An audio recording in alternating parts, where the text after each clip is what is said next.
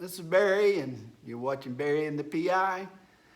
Be sure to subscribe and like, and you can comment and share this video. Sure will help me out, and I sure appreciate it. Today, what I'm going to talk about is barbecue. Now, here in the Philippines, they just cut up some meat, put it on the skewer, and then slap it with a sweet sauce, and then put it over a grill, coals, you might say, and cook it like that. Being from Texas, that's not Texas barbecue. Essentials of Texas barbecue are slow cooking it. So slow cooking it at about 180 Fahrenheit to 220 Fahrenheit. Now, my birthday bash, which is coming up on November 1st, I'm going to cook up some pork ribs. I'm going to cook them slow for about 8 hours on a grill, on a smoker. So, some of the things that you do to prepare the meat. Well, when I get a rack of ribs, I'm going to baste it in this. This is apple cider vinegar, and it'll give it a good flavor. You can also use the red wine vinegar too, which I like a lot. Once you baste that vinegar, you get something like this. Now, this was put together by my nephew back in Austin, Texas, and it consists of paprika, garlic, salt, and pepper, coarse ground pepper, hopefully. And you mix that all up. And then this you're going to put on your meat. After you put the vinegar on there, you rub this stuff into the meat and just coat that meat front, back, and sides with this stuff. Now, there are others that you can use. My nephew sent me these this is from Central Market. And it's a bunch of different spices that you can rub on your ribs or brisket if you have it. This is our coarse ground black pepper. It's oak smoked, and coarse ground garlic pepper, and this one is coarse ground garlic pepper salt, and the other one is garlic salt. And these are smoked in oak wood. And it is important to have good wood. In Texas, they use oak, which I like.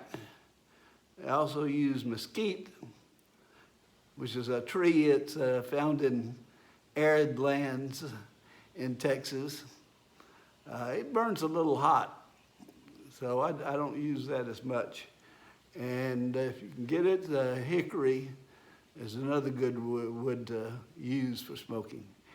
Here in the Philippines, it's about whatever I can get. And a year or so ago, we had a typhoon blow here, and it blew a big branch of my jackfruit tree down. So that's what I'm using, along with coconut shells. Give it a good smoke flavor. And another, Southside Market is a barbecue place in Elgin, Texas. It's right outside of Austin. They've been making sausages, really good sausages for since I was born. It's always known as the hot guts capital of Texas. And they had great sausages until Austin became popular and all these people from other states came down and they said, your sausages are too hot. You need to use different seasonings. And so they started making their sausages a little less spicy. And instead of doing that, since they took that out, the Texans keep saying, it's not as hot as it used to be. Well, they produced this. And this is all the heat that they used to put in their sausage. Now you can pour it in there and make your own sausage with this. This is pretty hot. And here's another one. This is from B&B charcoal, Texas cattle call. It's another rub. I haven't used this, I don't think. There's a better one. Where is that? I thought I had one from Franklin's. Ah, here it is.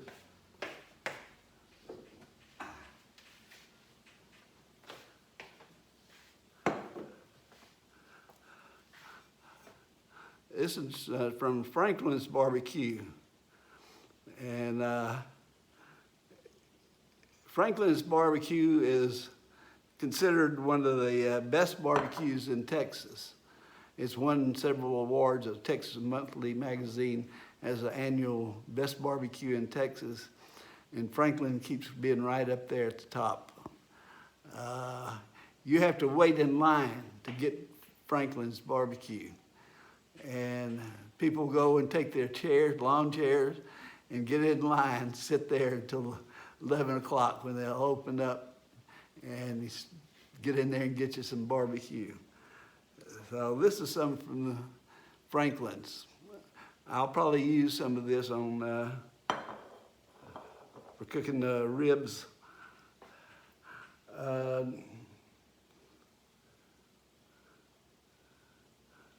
So also, after you cook it, I like to end towards the end of it. I like this Rudy's barbecue sauce. It's really good to put on top of your brisket or your ribs. There's a chain. Rudy's is a chain of barbecue joints in Texas, and they're really good. Not as good as Franklin's or Snow's. Those are two of the big ones in Texas now. Now the people, when they say you put the rub on, the rub is this stuff here. So after you put that on, you rub that, just cover your meat with this rub. And you cook it on a smoker very slowly. Slow and low is how they say it in Texas. And so y'all can look forward to some good ribs when I come. Now, how do you cook it? You don't just light up some briquettes and let me sit down on this step.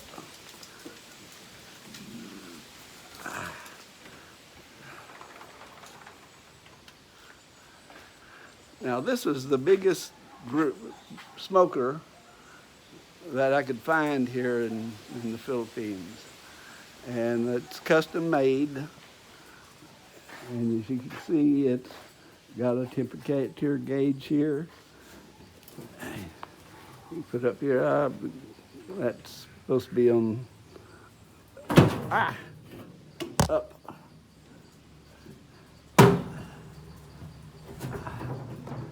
And this grill is up there.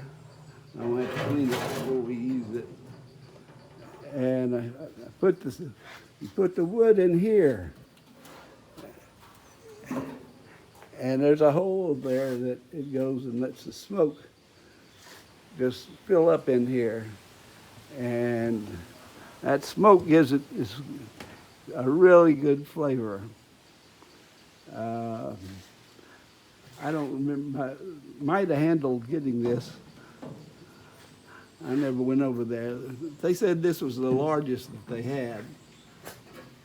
And the one I had back in Austin was about twice as, 2 or 3 times bigger than this one. And I could cook a lot of brisket on there. Brisket is beef. Texas is known for its beef. We're the cattle capital of America, I guess. We do produce some good meat. And you just let it smoke low. Now, if I'm doing ribs, I cook them about 8 hours. Yep. So that's why I want to keep it at about 180 to 200. And once it's done, you can take them, wrap them up, and let them just sit there, rest for about an hour. And your meat's going to be awfully good, taste really good. I'm still been experimenting with this to see what's the best temperature and length of time of smoke on this. I wish I had I should have shipped one from the U.S. out here. I'd love to get a bigger one, and so I can do some briskets. And a brisket, when it comes out, it's so tender. You just tear off the little piece, and just not even with that knife.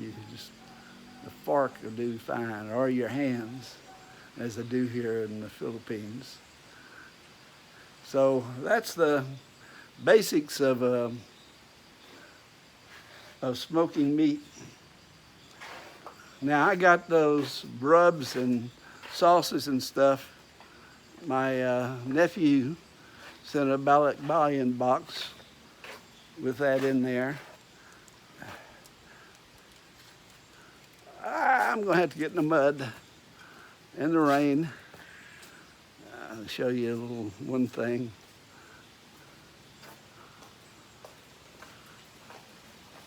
There's Lily. There's Lily. My angel's trumpets are blooming really good right now. And so are I got a couple of them blooming now, lobster claws. And Lily, get out of there. She's hunting for lizards or insects or whatever you can find. So, well, I should give you a little of my Texas accent. Well, hello there, folks. It's Barry here in the Philippines. Now, y'all gotta pay attention, and y'all gotta come to my birthday party and eat some good barbecue, Texas barbecue. So that's my Texas accent. So anyway, y'all stay safe. Have a great day. As I say, it's been raining for the last 4 or 5 hours. Oh, I wanted to tell you, we About a month ago, the lady down the road across the bridge, we stopped by their house on the last walk. She asked us if we would sponsor her son in the scholar program. And we, of course, said, yeah, we'll do that. He's a real good kid. He's the one that comes out here, and every time I've got jackfruit growing, he climbs up in the tree and gets it down for us. And his mother takes care of the yard. So yesterday they asked Maida if she could take them to the National Bookstore and buy their supplies for the new school year. And of course, we said sure. And so that's what they did this morning. They came over and Maida took them to the National Bookstore in Tagaytay and bought the supplies for him. And they're very thankful for that.